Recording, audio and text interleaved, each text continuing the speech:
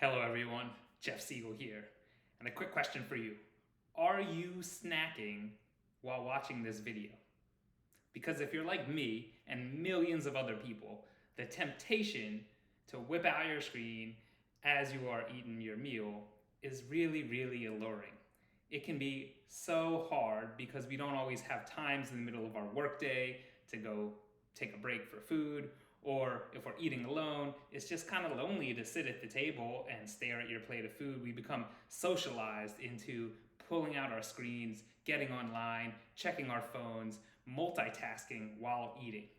Well, if you've ever done this, my next question for you is how much did you actually enjoy the meal that you were eating? Now, from your own experience, and I can tell you from my experience, all right, when I am sitting and browsing on my phone, not only am I distracted, not paying attention to the bites going into my mouth, but I'm ultimately less satisfied by the meal that I just ate. Now, you might think, okay, this isn't that big of a deal, but actually, this can lead to all sorts of compensation later on in the day, i.e., more snacking, more eating, overindulging, trying to make up for that lost pleasure that you had in the meal while you were distracted. And now a recent research paper actually put this to the test where they took groups of people, they put them in one condition where they got to eat without any distractions, another condition where they gave them something kind of like a video to watch, so medium distractions, and then a third condition where they gave something highly distracting, they were playing a video game on their phone while they were eating. And what they found was that later on in the day, when they checked in with people about how much they ate and how satisfied they were with their meal, right? To no surprise that the people who ate in an undistracted state were the most satisfied and ended up snacking the least. And the people who ate while they were trying to do something on their phone said they were the least satisfied with their meal and ended up snacking more later on in the day. So, what can you do? There is something called mindful eating. All right, so I'm going to run you through a quick mindful eating practice because it's super simple. All right, and we all live in an attention economy where there's millions of corporations, apps, algorithms vying for our attention. All right, and this is one tool that you can have in your toolkit to win back your attention and to place it back on your food, on your body, and on the experience, because that's going to actually give you more pleasure, more fulfillment. And it's going to keep you from overindulging or eating more than you really want or need to because you are multitasking. So, grab something to eat, a snack, a bite. Doesn't really matter what it is. The very first step, all right, is to close your eyes, hold it in your hand, and feel it. All right, what do you notice? I just pulled this out of the fridge, so it's actually quite cold. I noticed the temperature of this clementine. All right, it's almost like a piece of ice. All right. And I can also feel the texture with my hands. If I close my eyes, I can rub it, all right? I can notice how smooth or rough the skin is. I can even hear a sound. If you hold the food up to your ear, if you squish it, if you pinch it, notice, are there noises associated with the thing that you're about to eat? Now, I know that's something you probably don't usually do, is think about, does your food make a noise? Well, here's your opportunity to engage all of your senses. So we get the feeling of touch, all right? Sense of sound. Take it, hold it up to your nose, take a deep breath. Do you smell anything? Here's the beautiful part. Right now, can't smell much. All right, I'm just getting the air in the room.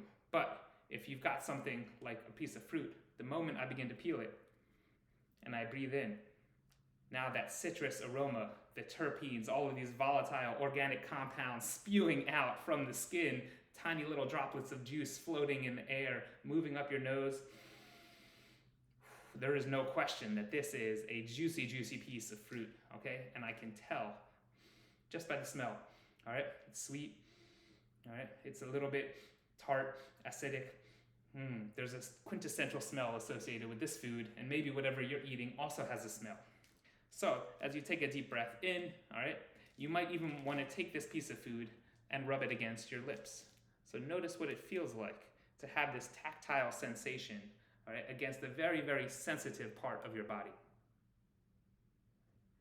Once again, I can feel the temperature. I can begin to notice some little things of texture like the hairs of the pith. All right. I can also begin to notice my mouth starting to salivate. Right? My body is anticipating incoming food. Right? Although I fully know what this is and I know that it is delicious. All right? Hormones are being released to help me digest this food. All right, enzymes are being released to help me break down sugars. All right, my body is gearing up. All right, and this is all happening without you having to do anything. This is the wisdom of your body coming into action here. All right, so we've explored this food with our fingers, with our ears, with our nose. All right, and now here's your opportunity to finally put it in your mouth. And this is what most of us kind of jump right to when we're eating, is the shoveling, hand to mouth, not paying attention. All right, look at your food. Look at your food. All right, what do you see? Hold it up to the light. All right, there's this beautiful translucency of this. I can see through the sunshine. I can begin to see little marks in there that I didn't fully notice. All right, a lot of times when we're eating on the go, when we're multitasking, we're not even looking at the food. All right, we just trust that it's edible, that there's not some junk in there that we don't want to be eating, that there's not something rotten. All right, sometimes we don't even know if we're getting a bite of this or a bite of that. All right? And I'm not saying that doing that occasionally, all right, isn't a bad thing. We all need to find opportunities to make our lives work. Right? But I want you to take this as a practice to realize that you can slow down, that you can reclaim your attention, and that the payoffs of doing this are tremendous for your satisfaction and for your health and well-being.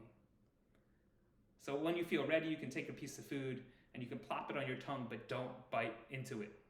This is key. Right? You need to short circuit the temptation to chew. We'll get there, because chewing is very important. Another thing that we often don't do enough of. But first, I want you to experience this food in your mouth. Notice temperature, texture.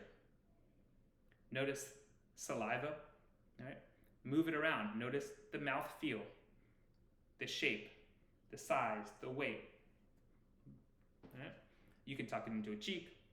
You can keep it on your tongue. Only when you feel ready, bite into it once, and then really, really slow down to notice what are the flavors, the textures, what are the sensations that you're getting from your mouth, from your nose. Right? Flavor perception is actually this rich combination of olfactory signals and gustatory signals, all sorts of things moving from your nose and your mouth into your brain, combining in wonderful ways to tell you that, this thing that I'm eating is a citrus fruit. But whatever you're eating is going to have its own unique feel. Right? Take it in. Really experience it as if this were the very first time you have ever tasted this food. And then keep chewing. And this is where we often, again, miss an opportunity to fully experience what's going on, right? If the joy of eating is in the experience that we get from the food, which begins, as we said, before the food ever even hits your mouth. It begins when we look at it and we smell at it. It begins when we prepare it. It begins when we see it growing out in the field, if we're out picking our own food, growing our own food. All right? Enjoying it in your mouth. Notice the temptation to swallow. Keep chewing until you recognize, you know what? I've extracted as much flavor from this thing as I possibly can. All that's left maybe is nothing. Maybe is some fiber.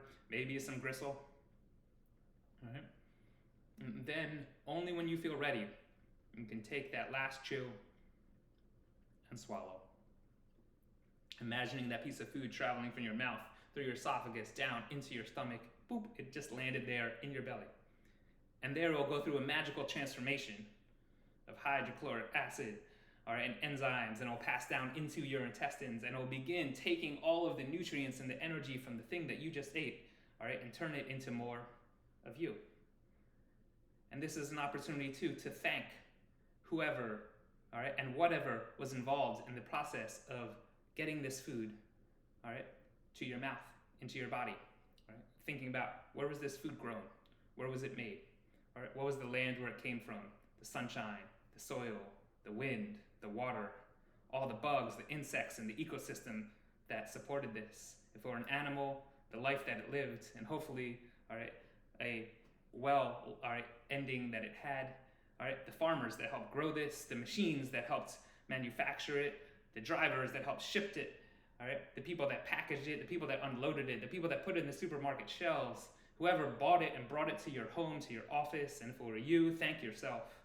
This is mindful eating. Right? And again, it is the number one way you can reclaim your attention. You can avoid this distracted eating that leads to overcompensating by eating more because guess what? You weren't fulfilled. You didn't actually enjoy the food. All right? It's simple in its core, but it's hard to do because our society pushes us and pulls us away from experiences like this. However, I do believe that most of us have the willpower, but more importantly, all right, you have the ability to control your time enough to say, you know what? I want to make the first bite of whatever I'm eating a mindful bite. And if you need to then go on and continue with your workday and just kind of get on with it, totally understand, right? I'm about meeting you where you are in the middle of your life, but helping you have the tools that you need, right, to begin to take control of your health and well-being. Mindful eating is one of those tools. And so I hope you enjoyed today's experience. All right, if you didn't get to walk through this with me, go back, grab a snack or something that you can try this with, rewind the video, and give this a shot. All right. My guess is that you will have a wonderful experience of eating something, even if you've eaten it so many times before. Right? And this is the beauty of when we pay attention, right, on purpose, in the moment, to what's going on, especially something as important as eating. It unlocks a whole new world for us.